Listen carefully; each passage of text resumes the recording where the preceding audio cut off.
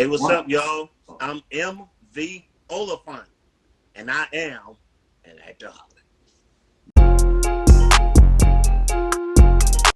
See, people are more sympathetic toward a grieving widow, and they can donate.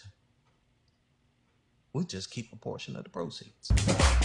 Join us for the Tax Slayer Bowl, January 2nd on ESPN, featuring Dale Earnhardt Jr. You know, a coin toss means no tackle, right? All right, let's shut it down. It's not supplements for ducks, it's supplemental insurance. ActorHolic.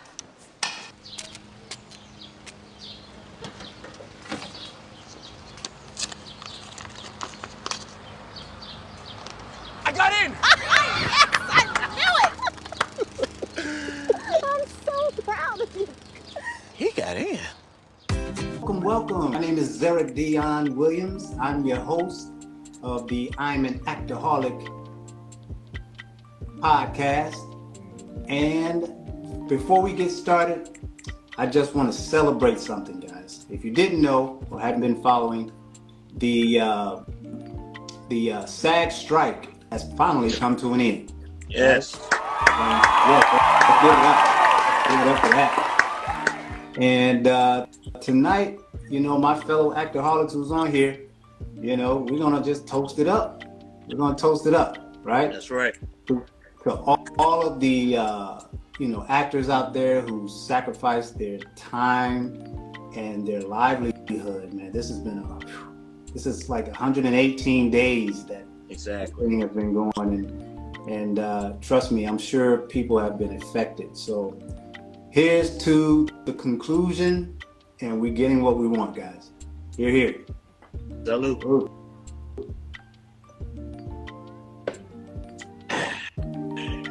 Yes, sir. So tonight, thank you everyone for joining us. I have my homie, my friend, and fellow actor, MV Oliphant. Give it up. With us tonight. What's good? Yeah. With us tonight, guys, and have a treat. So without further ado, MV, why don't you go ahead and tell us a little bit about you and your background, brother? Hey, everybody. MV Oliphant in the building. Native Georgia, born and bred by way of Augusta, in a small town outside of Augusta called Rands, Georgia. Known to some, but not known by many. Now, you know, I'm a graduate of Morehouse College, class of 91. I'm Senator Warnock's classmate. I always tag that wherever I go now. That's bragging rights right there. Yeah. I come from a career of communications, journalism, and public relations, which I labored in for the most part for about 25, almost 30 years. And I gained the acting bug, I say 20 years in, which I was doing as a hobby, doing stage plays locally at my hometown of Augusta, Georgia, and then and up here during the late 90s, early 2000s when I actually started. And then the industry started taking shape around that time, where we knew nothing about, not too many of us knew much about how to get in the industry, how to get in a movie or a TV show, because there was no one there to teach us. But they came in, the productions came in and wanted people to be extras or backgrounders. A lot of people don't like to use the term extras, but backgrounders.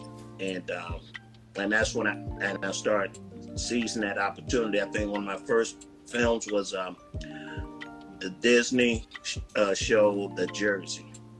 It was shot during the 99 or 2000 Super Bowl.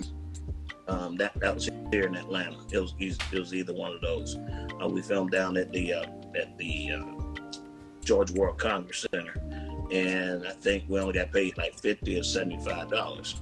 But you know, that was a big deal back then. I mean, $55 doing nothing, not really working, you know. And then fast forward, as I started learning the business, thanks to my mentor, going fast forward, but my mentor, who's deceased now, her name is Maxine Barnett. She was a seasoned actress that my mother introduced me to because she was a member of my family church back home in Augusta, but she had been on Heat of Night, Murder in Mississippi, and her last major role was Skeleton Key.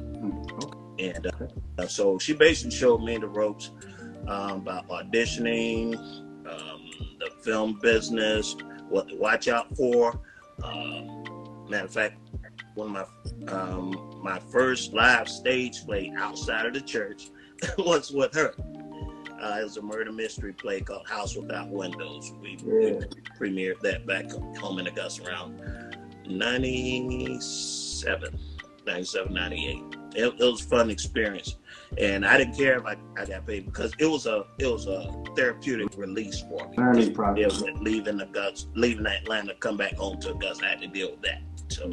So that was my outlet, and she gave me a little gas money. I was shocked to get that, and I was like one of the. She trusted me to be one of the lead actors on that. Wow. So that's how I got started. Then I've done a lot of background extra work in productions, too many to name, and then that's basically how I got started. So would you say or agree that your teacher was your biggest influencer, or was there somebody else in your life that prior to? I would say her, as far as getting my foot into the business. But the first person to expose me to acting when I was at an age which I couldn't figure out what I was going to do with my life. Of course, I was in high school. And that was my high school homeroom teacher, Miss Andrea Estroff, because she was our high school drama teacher as well as our foreign language teacher. Okay. So the thing about Miss Estroff is, if you got class conflict, if you need another class, guess what? She's gonna throw you in her class. So she threw me in her drama class. I said, "Oh Lord, I gotta see her play." But you know what? It kind of subconsciously opened my eyes. Yeah. About hey, I think I can do this. Yeah. You know, that's right. But it was unheard of here in Georgia about being an actor and making a living of it. So that was always in the back of my mind, even through my years at Morehouse. So my plan was just move to California because a late cousin of mine who actually grew up in Los Angeles, he told me I could stay with him and his wife, find a job and do some audition till, you know, because he believed in me even though I had no experience. But he saw my passion. Yeah. Would you agree that the hustle out there in LA is a whole lot different than it is? Oh yeah, it's totally different. They'll kill you for a role like that, from what I heard at auditions. I mean, it's gangster out there. Yeah. I mean, kill you. I mean, figuratively, not literally. I don't think. Right.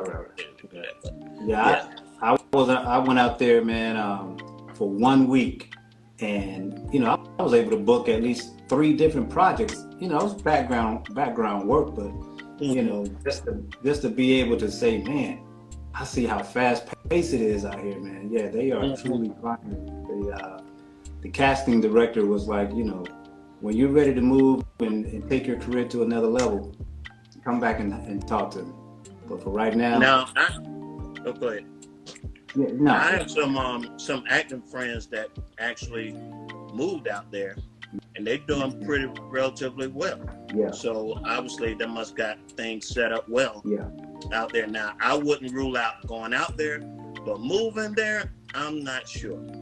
Yeah, the cost of living. Exactly, the cost of living. I would go out there and work and have like a temporary spot. I mean, I still got family out there. You know, they'll help me out unless the production covers my travel and my place to stay. Yeah, that'll be the only way I would go out there because I mean it's crazy high. Yeah. But back to you, man. Now, before you started booking, speaking roles and everything, you worked as like you said, stand-in on some projects. Yes. Can you tell us, a little bit for those that don't know, can you tell us what a stand-in does, is, and, how many projects he was a stand-in on? A stand-in is a film crew position where you are selected by being height, skin tone proportionate to one of the lead actors or the principal actors, if you will, during what's called camera rehearsal. Camera rehearsal is when they set the lighting. They use the stand-ins to set the lighting and the camera height, and sometimes do blocking or movement during the scene so the cameras can practice. So they use a non-union actor, which is me, to do such. They couldn't use, per SAG regulations, they couldn't use a union actor, or else they've been paying them double. So that's how that works. So I say, to my recollection, I've been a stand-in in like 12 films. Okay. Wow. I've stood in for one of the films is Tyler Perry's House of Pain for Curtis Payne, Uncle Curtis, LaVan Davis. Okay. I've done 3 films for standing in for Ice Cube. One was Lottery Ticket, other one was First Ride Along, and the other one was Barbershop 3 back in The Next Cut. Wow. Yeah. Wow. Among others. Those ones that stand out for me. Now, as a stand-in, compared to the rate of extra or background person, is that rate usually a higher rate? Basically, yes, it's a higher rate than for background extras because you have a higher degree of responsibility, and you're not to say that backgrounders are not important. I mean, everybody's important to a production, but a stand-in is vitally important to for the production. Yeah. So they can get things done as far as production for for the actor and for the film, a TV show, if you will. That's right. Now, you've done a lot of great things, man. Obviously, you just mentioned a few, but what was your first speaking role? Was it with Tyler Perry? And then tell us about how that came about for you. Yes. During those years, I worked at Tyler Perry Studios as a stand-in on Tyler Perry's House of Pain. I built a pretty solid relationship with key people in Tyler Perry's company. One being the casting director, Raven Drummer. I'll tell you a funny story if I go into that. I started doing auditions for her, but see, keep in mind, I came from stage. Stage acting and TV acting are 2 totally different animals. You go wide on the stage. You're trying to reach the back row. Versus TV, it's like we're talking like inside voice, like right here. That's we're talking now. So it's funny. I've auditioned for many roles, like on Meet the Browns, House of Pain, and a couple of his other movies. And many times I went in there in stage mode, and she kept getting on my case and MV, bring it down. That's when I realized I needed some TV and film training, because I started in film. I'm not film. I started in theater, right? So fast forward, she saw I was committed. She saw I was serious, and when I guess Tyler Perry decided to write in a line for the last episode of For Better or Worse. Okay. And she and her assistant at the time, Sean Middlebrooks, they reached out to me while I was in Augusta for Mother's Day, and they said, "MV, we got a role. I want you to come in and read for 'em. How soon can you get here?" Wow. I'm on my way. So I dropped everything. I know that's right. I know that's right. Mom, I got to go. And that's awesome, man. it was one line, but that's okay. Hey. I was disappointed they didn't show my face, but they only had my voice. But the royalties came, and it was okay. I got the SAG number. That's right. That's right. I've been SAG eligible since 2012. That was back in 2012. Yes, sir. Yes, sir. Mm-hmm. So you spoke on training. How important is actor training to you, and how much of an effect it has had on your career? It's so vitally important. I tell people like this: this is a business. It looks easy because people who do it real good makes it look easy, but there's a lot of dynamics involved with acting. You got to learn industry terminology for one thing. You got to learn your ways around a set.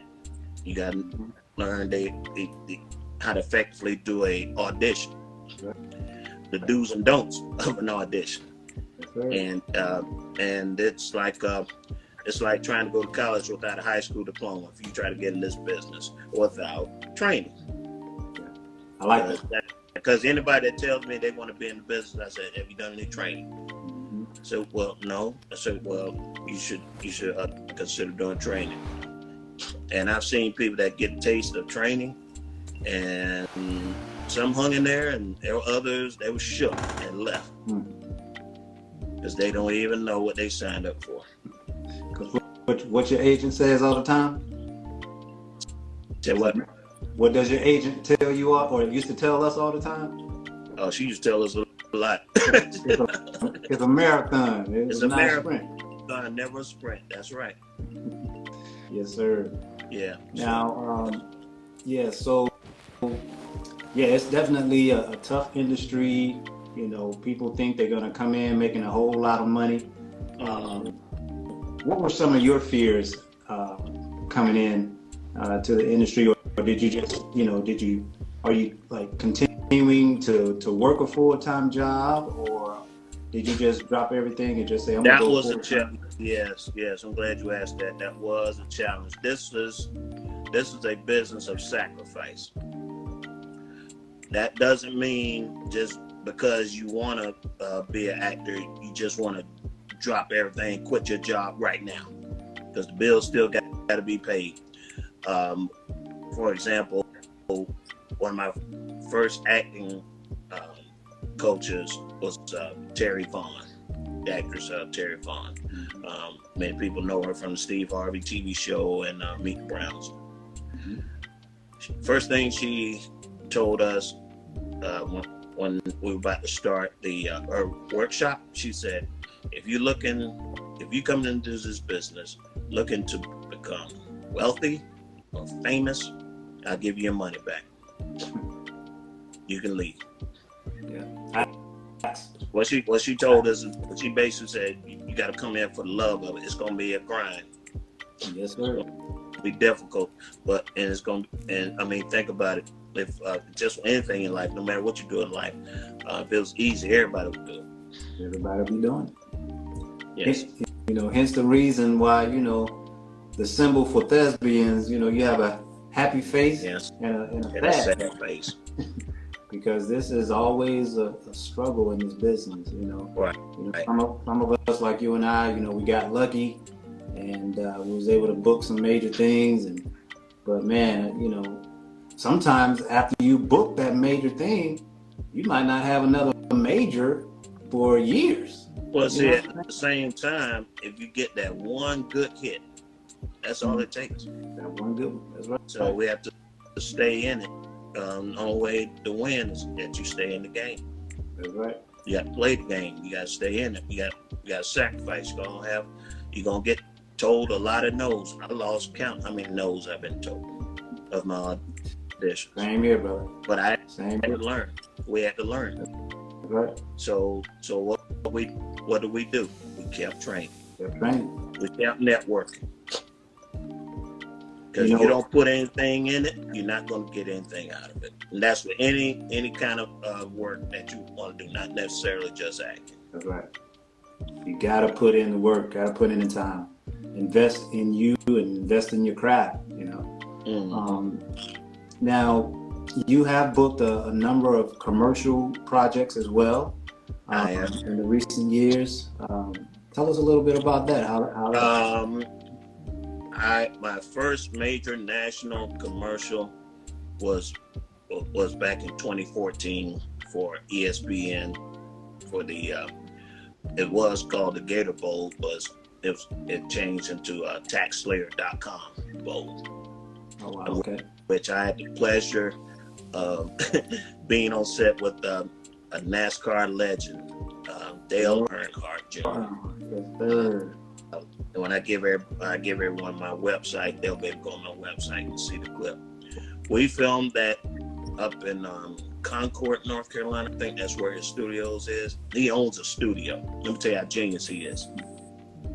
He gets a lot of endorsement deals, right? Mm-hmm. So I guess he and his people discovered there was a lot of money flying out the window by doing his productions. They said, let me take all this money I'm making, and I build my own studio.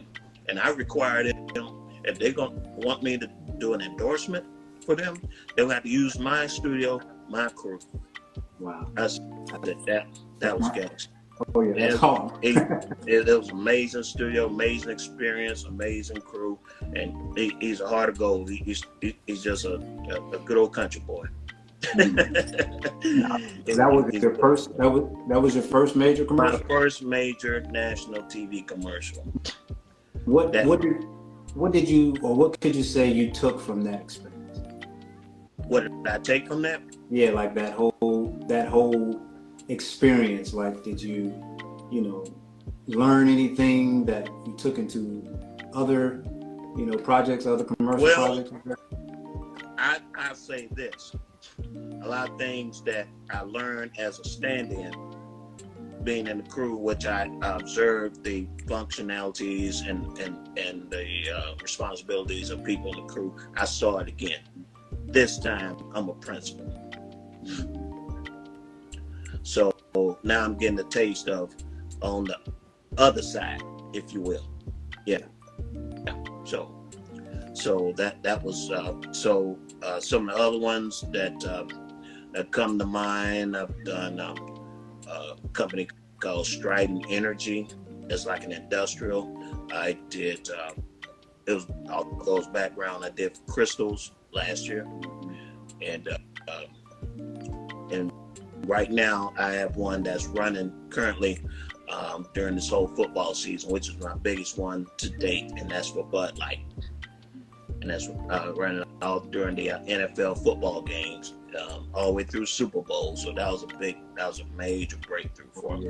And that couldn't come at a better time, especially with this strike, because during the strike, commercials were exempt as far as work prohibition. Okay. So that was a major break. I filmed that back in June, I think. Okay. Yeah. Okay. Yeah. Mm-hmm. So MV, like, I know, man, you got I noticed about when I looked at your reel, you have a range, brother. Like, you can. That comes with training. Obviously. Now, that's what casting directors want to see. They want to see what's your range. That's what agents want to see. Mm-hmm. What's your range? Because they don't want no one-dimensional actor or one-dimensional actress. That's right. Now, do you? Is there a particular, character you like to play, or do you get chosen? I mean, typecasted, if you will. I wouldn't say I've been typecast, but I'll tell you what kind of roles I usually get auditioned for. A preacher. I've done two 2 roles as a minister, as a preacher, which I don't mind. I don't feel I'm typecast with that because I've done some comedic roles at the same time. I played like a pimp-like character. I played a drunk, which my frat brothers say, "Oh, that's easy for you."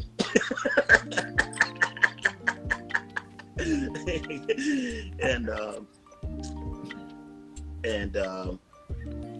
I did a commercial for one of the local credit unions as a banker. Now, I appreciated that because that gave me something, a subtle role to play as well. We know that we have to bring ourselves in a lot of these auditions.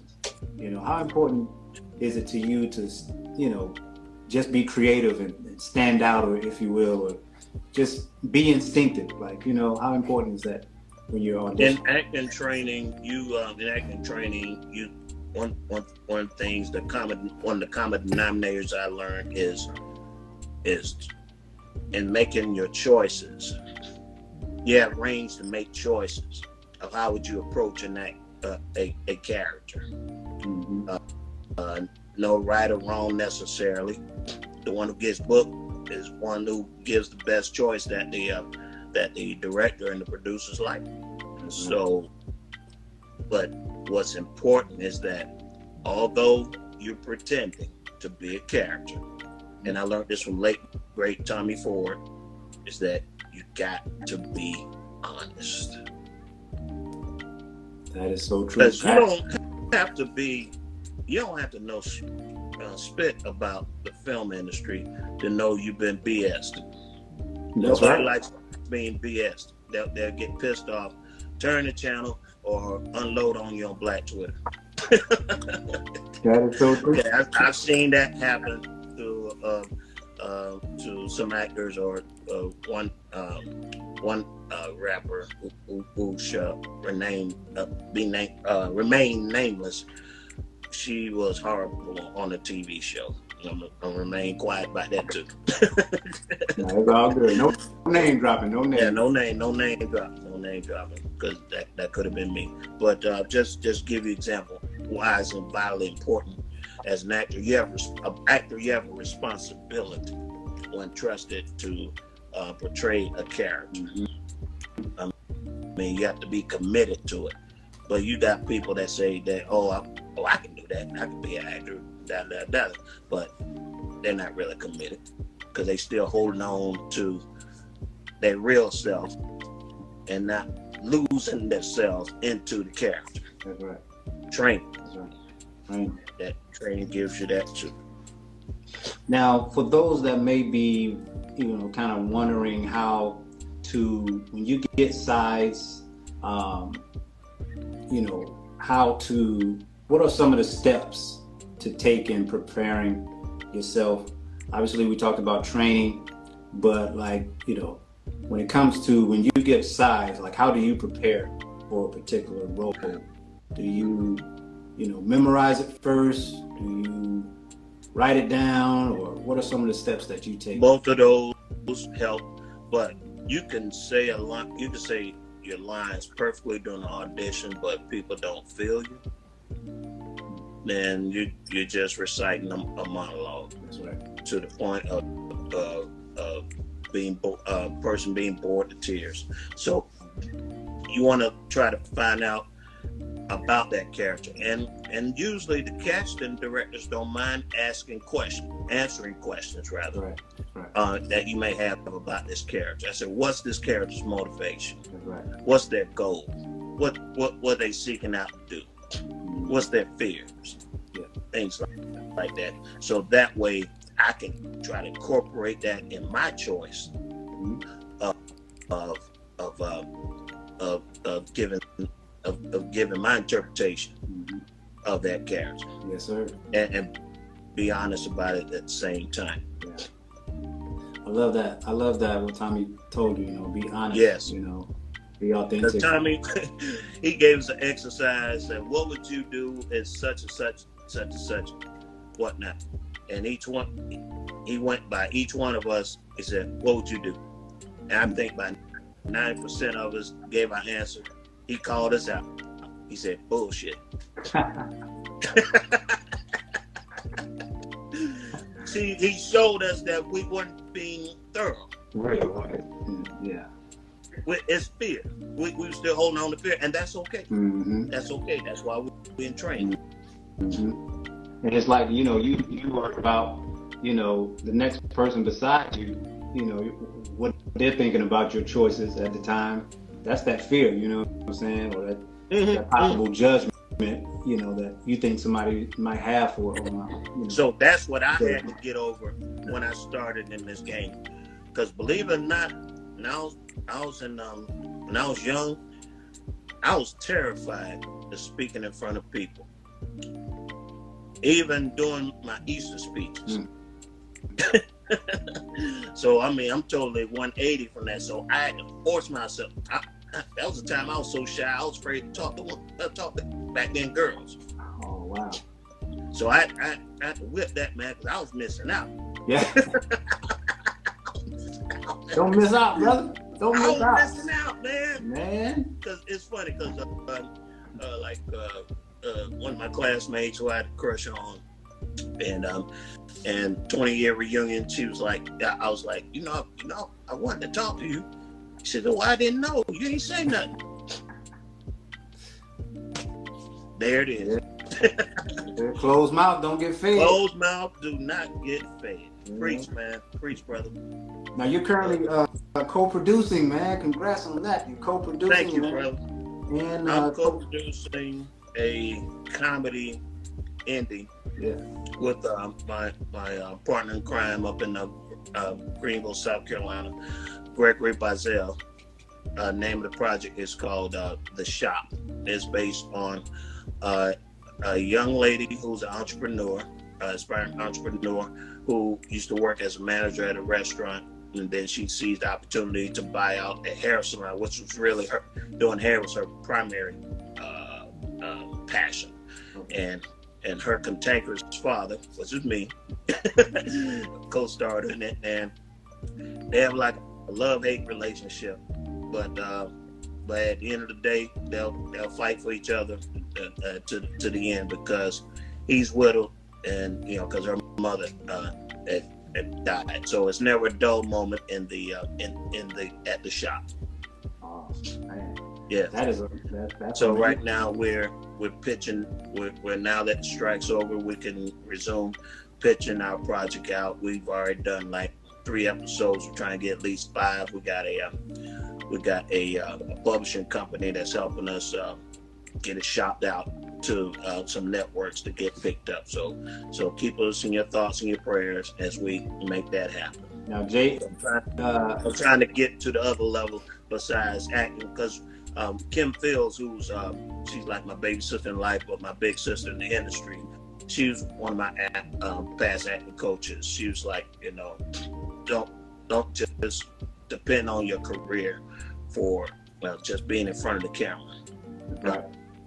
Learn as much as you can behind the camera, Right. because that's really where the wealth is in this business, and that's in producing.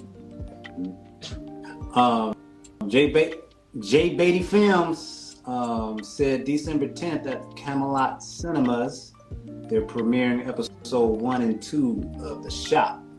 Yes, sir. Yes, sir. Yes, sir. The Greenville Independent Film Festival that my partner has acquired ownership. Congrats to him. Yeah. Congrats, man. Congrats. Big time to Greg Wazell. That was major. So now we pretty much control the film festival. Yeah. So, and all the mechanics of it. So it's going to be up in Greenville Camelot Theater in Greenville, South Carolina, at the dates he gave. okay.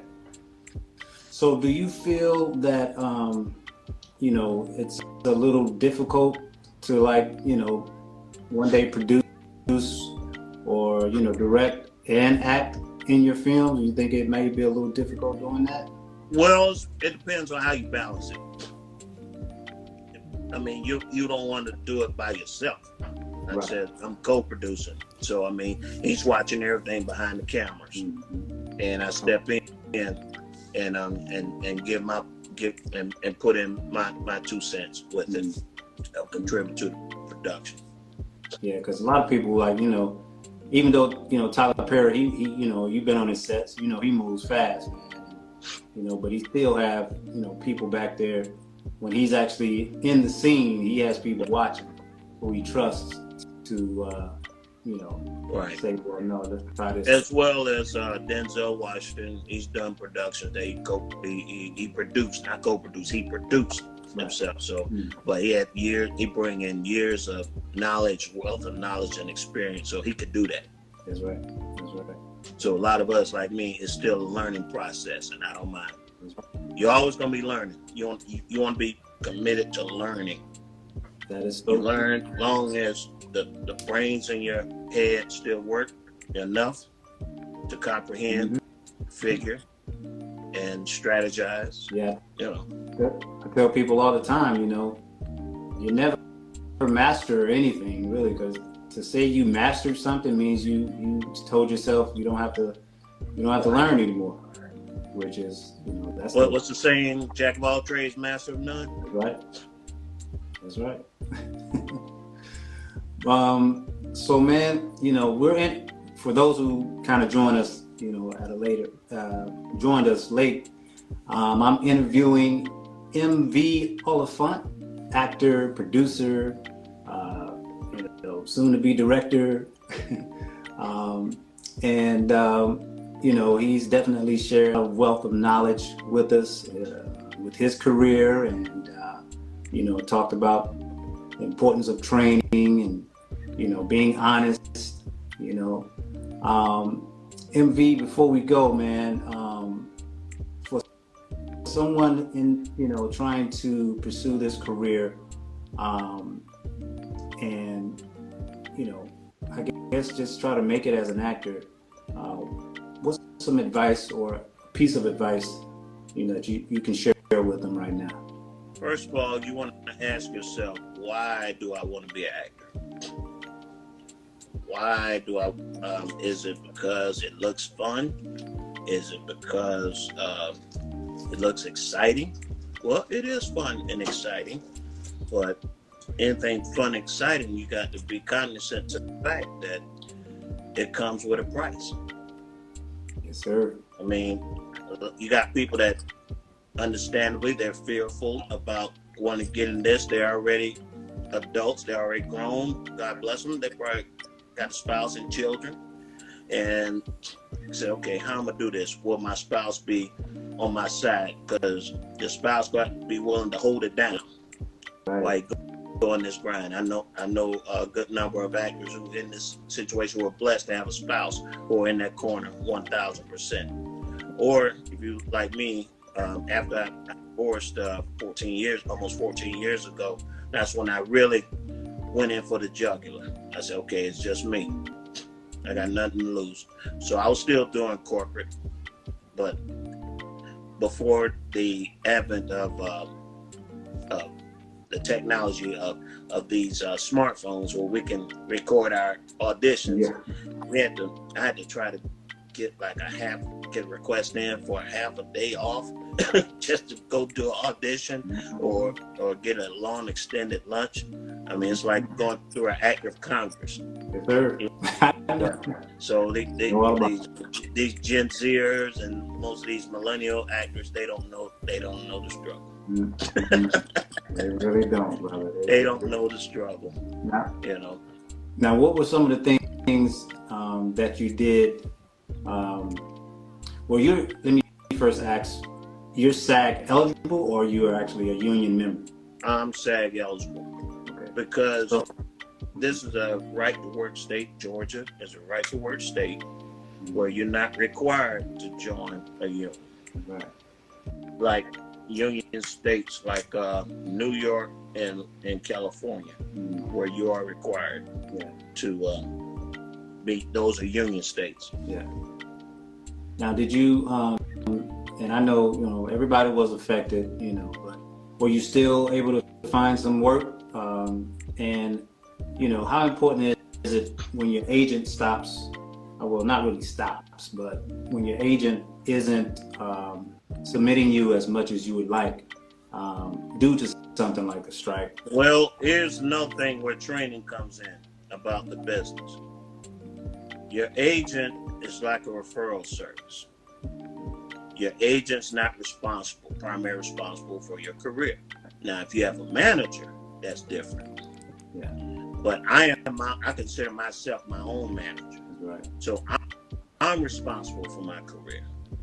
Now, but the reason my agent's not responsible for my career because I'm not the only one on her roster. She's seeking out work for it. That's right. So people need to learn that. That's another thing why people say that, okay, oh, I want an agent. I need an agent. It's okay, how you figure you need an agent? Because I know people who have agents, they ain't getting jack. Because you got to learn about the agent's role. You got to learn who's the agent, how many casting directors that the agent that you trying to get signed with has a solid relationship with, who's on the primary radar of major casting directors. I'm blessed that my agent is that person, but I don't hold that responsibility on her. I'm responsible for my career, so I'm the one that's responsible to do my part to make sure my career is successful. She helps me, but that's not primarily her responsibility. That's right. Do you think having a manager, because I know some people, some actors is like, man, I think I need a manager, man. I think because a lot of these guys that are like in the same category as them, you look on the website, or not website, but look on social media, and you see a fellow actor that just keeps booking some of the same roles you audition for, and they have a manager and an agent. Do you think that is because of that? That brings me back to a workshop I attended years ago, where there was managers and agents there on the panel, and that question came up about having a manager. It was a older sister, very witty, very sharp. And she's something that really stuck in my head, that really struck the chord for me. She said, okay, you want a manager, give me something to manage. Oh. Yeah. People that keep saying they need a manager, they don't have spit to manage. The ones that say, I need a manager, they don't know the business.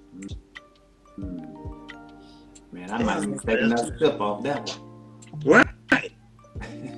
Now, if I'm like an A-list actor, where I'm too damn busy to negotiate my own contracts, to submit myself, I'm too busy for all that. Yeah, I'm gonna need a manager then. That's right. But I'm not that busy right now. People don't believe it, but I'm not that damn busy. I manage my own damn stuff. Because think about it. If you have a manager and an agent, you got to give them both a cut of your money. Come on now. Why you want to have two sets of hands in your pockets? And I think managers take 10 or 15? Something like that. Man, you'd be mad looking at your check. 10 for TV and films, and I think 15-20% for commercials. No, Linda. No, Linda. I'm good right now. I'll tell you right now. Gucci, I'm good. No. Hey man, it's been fun, man, talking to you. Always, my brother. Yes, always. I appreciate you, giving me your time, man. I know you're brother. Thank you for inviting me on your show. That means a lot. I takes it not for granted. Thank you, man. Thank you for saying that. Now tell the people how they can follow you, and if you want to give out your website and everything. All right, my website is mvoliphant.com. That's V is in Vincent, OLI, P is in Peter, H is in Harry, A, N is in Nancy, T is in Tom.com. My social media is as follows. Here on Instagram is MV the Actor. On Facebook is actor m.v.oliphant, my last name.